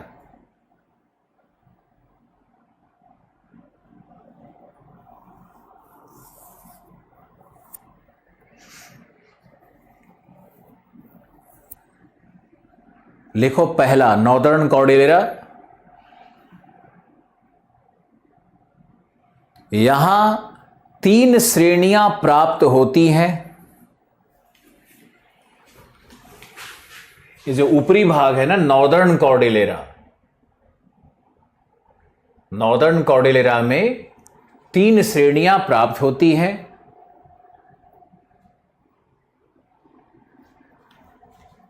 सबसे पहला है, 3 श्रेणियों का नाम स्पेनिश होगा।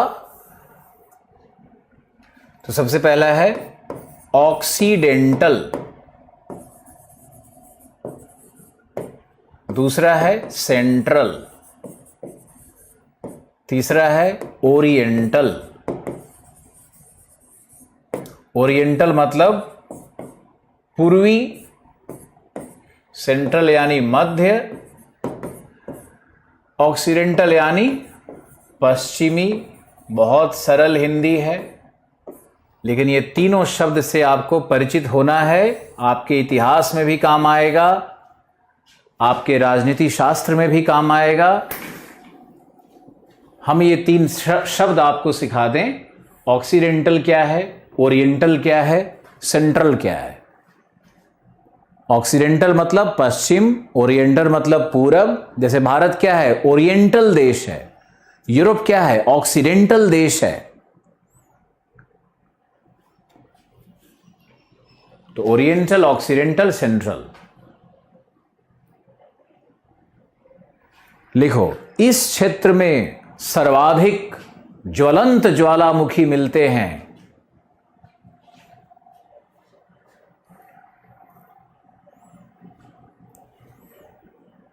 इस क्षेत्र में, थैंक यू अनिरुद्ध, इस क्षेत्र में ज्वलंत ज्वालामुखी मिलते हैं, लाइव वल्केनोज मिलते हैं, जो मुख्यतः इक्वाडोर में हैं, मुख्यतः इक्वाडोर में हैं।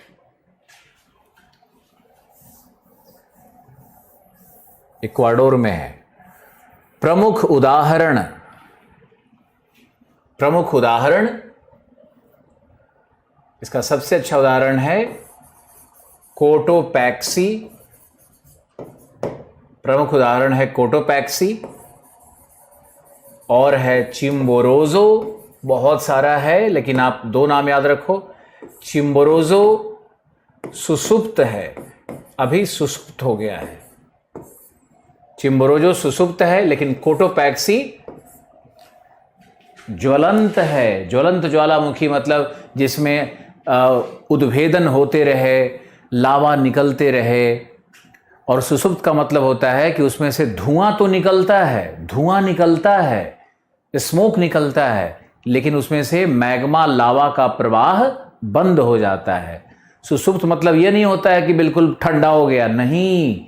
सुसुप्त का मतलब है कि उसमें उद्भेदन की संभावनाएं व्याप्त हैं और उसमें से गैस निकलते रहता है।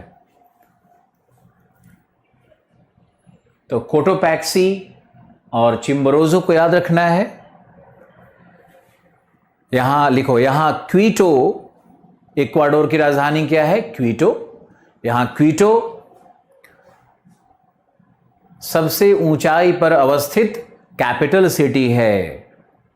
क्वीटो बिल्कुल सबसे ऊंचाई पर, हाईएस्ट एलिवेशन है, ऊंचाई है किसी भी कैपिटल सिटी का दुनिया में।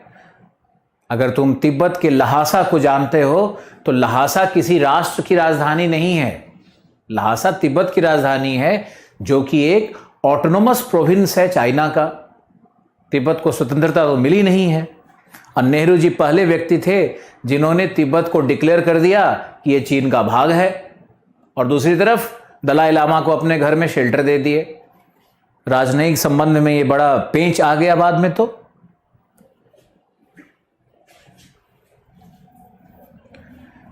अब देखो, तो ये जो हमारा एंडीज है उसके उत्तरी भाग की चर्चा चल रही है।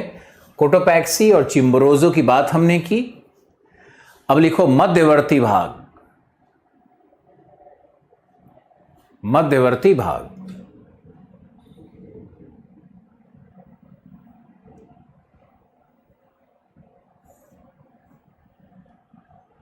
मध्यवर्ती भाग में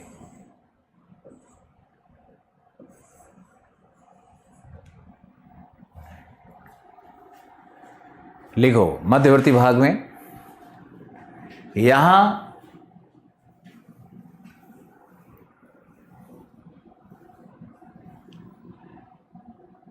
नेवाडो सजामा, नेवाडो सजामा, नेवाडो सजामा ज्वालामुखी है, ज्वालामुखी है,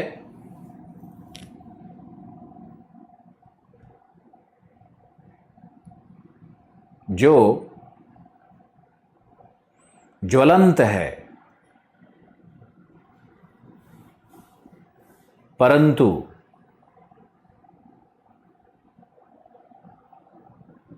विश्व की सबसे ऊंची ज्वालामुखी, विश्व की सबसे ऊंची ज्वलंत ज्वालामुखी सबसे ऊंची ज्वलंत ज्वालामुखी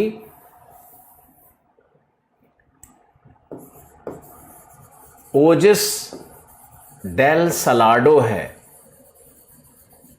इस मैप में दिया नहीं है, लेकिन आपको याद रखना है कि विश्व की सबसे ऊंची ज्वलंत ज्वालामुखी एनसीईआरटी कोटोपैक्सी लिखती है, लेकिन कोटोपैक्सी नहीं है, ओजिस डेल सलाडो है। जब एनसीईआरटी लिखी गई थी ओल्ड, उस समय ओजिस डेल सलाडो सुसुप्त था, लेकिन अभी फट करके जीवंत हो गया है। तो अब जो सबसे ऊंची ज्वलंत ज्वालामुखी है वो है Ojos del Salado. Ojos del Salado Argentina में है। ये अर्जेंटीना में है, नीचे है, ये सबसे ऊंची ज्वालामुखी है। लिखो, मध्यवर्ती भाग में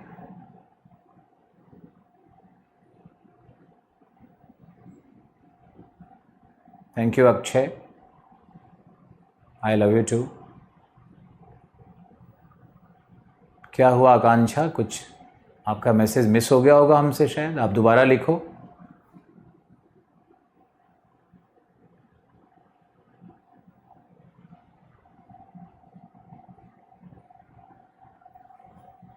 अब लिखो,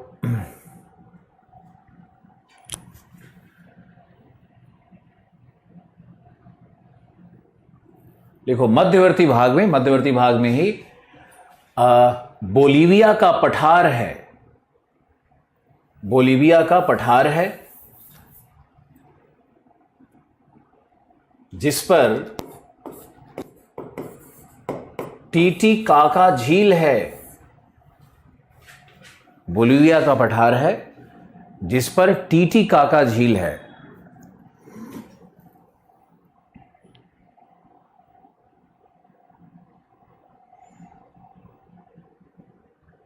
जिस पर टीटीकाका झील है।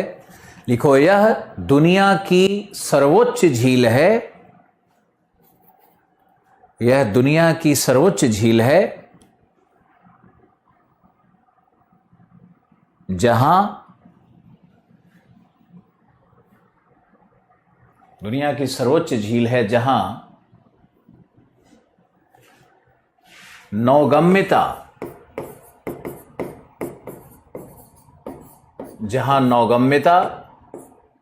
यानी नेविगेशन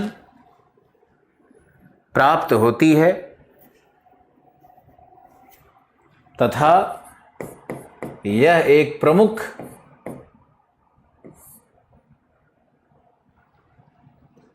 मत्स्यन केंद्र है। मत्स्यन केंद्र है, ये एक प्रमुख मत्स्यन केंद्र है।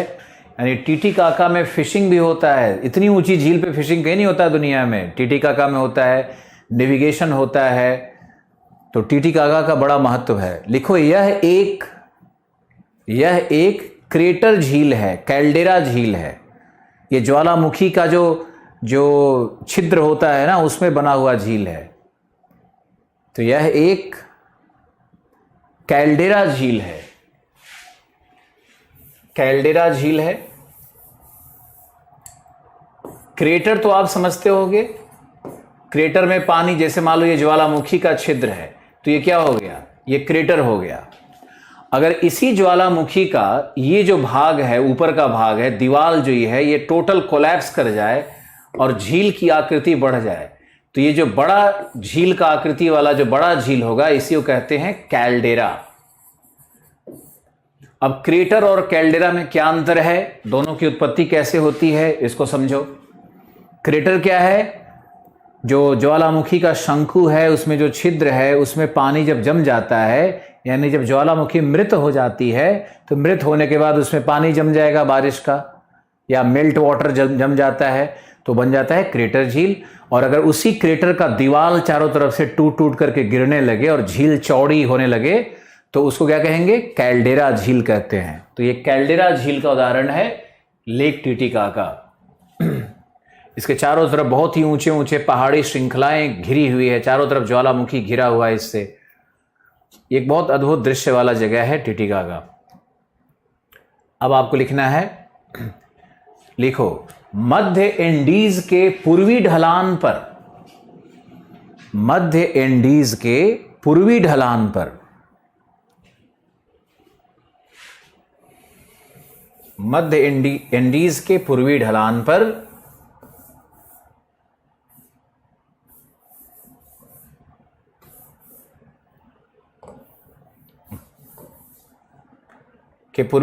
पर एक विशेष प्रकार की वनस्पति प्राप्त होती है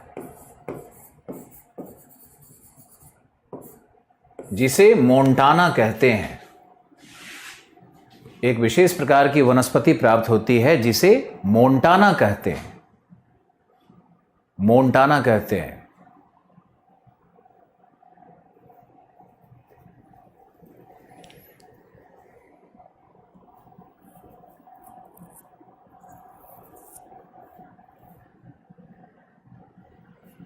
ज्वलंत और सक्रिय में अंतर मैंने बता दिया।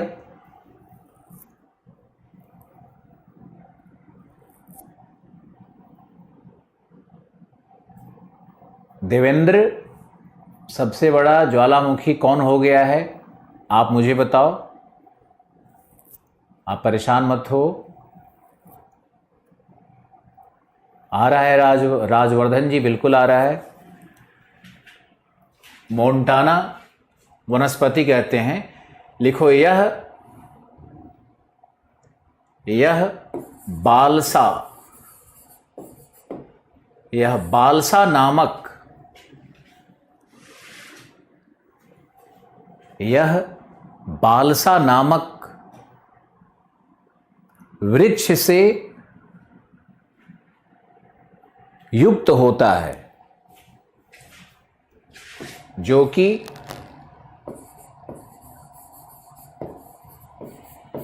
सॉफ्टेस्ट हार्डवुड का उदाहरण है।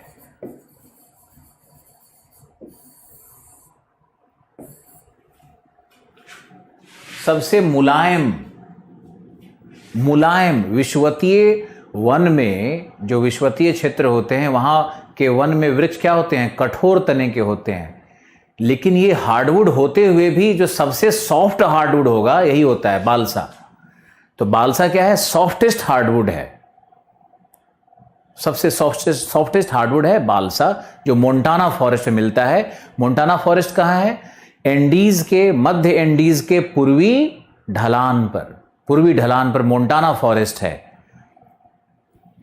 उसको धीरे धीरे लोग साफ करते जा रहे हैं, मानव क्रियाएं वहां पे घुस गई हैं तो साफ हो रहा है। फिर लिखो, बोलीविया के पठार पर, बोलीविया का पठार,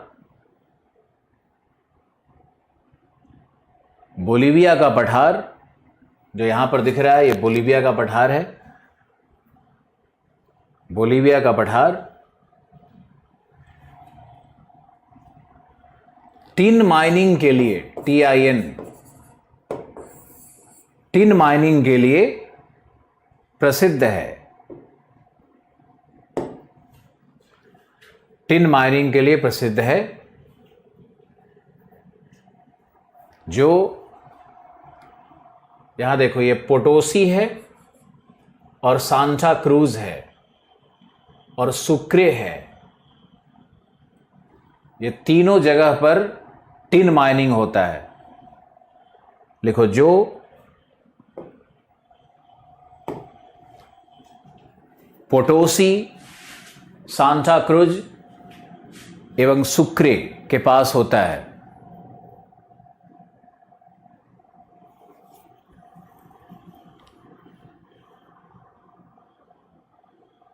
दीपक, एक बार और चेक करो और मुझे कंफर्म करो।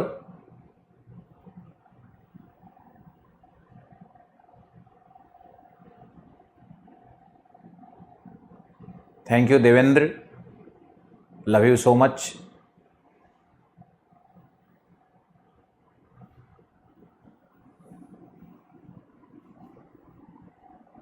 बिल्कुल सौरभ, राजकरण, बात करेंगे।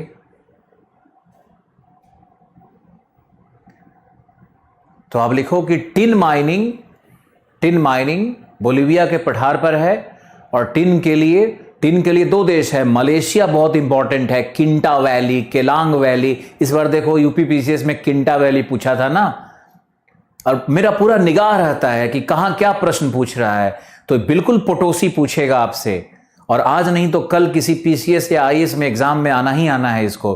पोटोसी माइन्स को याद रखो, टिन माइन, टिन का सबसे बड़ा माइन है, मराकैबो याद रखो, कारजास याद रखो, मिनास गेरास याद रखो, ओरिनोको बेसिन याद रखो। आपको जो शब्द क्लास में बताए जा रहे हैं आप उसको याद रखो, बिल्कुल छोड़ना नहीं है कुछ भी। अब यहां देखो, बालसा बताया, टिन माइनिंग का एरिया बताया आपको। अब इसमें मोंटाना तो मैंने आपको लिख पाया। अब एक छोटी सी चीज आपको ऐड करनी है, एक छोटी सी चीज आपको ऐड करनी है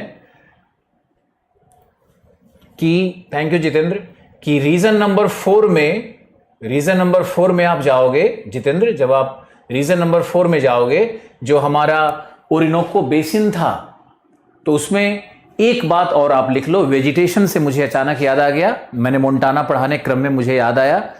आप प्लीज लिखो 4, रीजन नंबर 4 में जाओ, सब लोग 4 में जाओ, पेज पलट लो, सब लोग लिखो, वहां जाकर के लिखो ओरिनोको घाटी में सवाना समतुल्य घास के मैदान है, घास के मैदान है।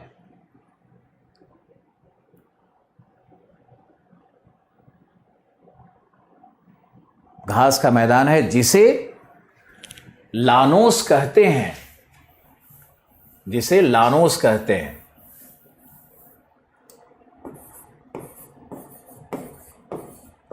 लानोस कहते हैं।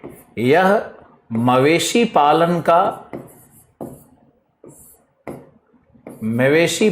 का क्षेत्र है। सवाना जैसे ही आए, भूगोल साइंस की तरह है, सवाना जैसे ही आए वहां पे वर्षा कितनी हो जाएगी? 80 से 100 के बीच में, 100 से कम। सवाना शब्द सुनते ही वर्षा 100 से कम।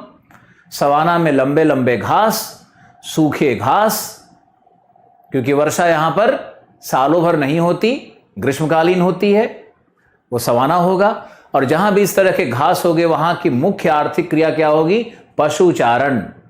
वेनेजुएला में सवाना के क्षेत्र को हम लोग लानोस कहते हैं, और वह भी पशुचारण के लिए ही जाना जाता है।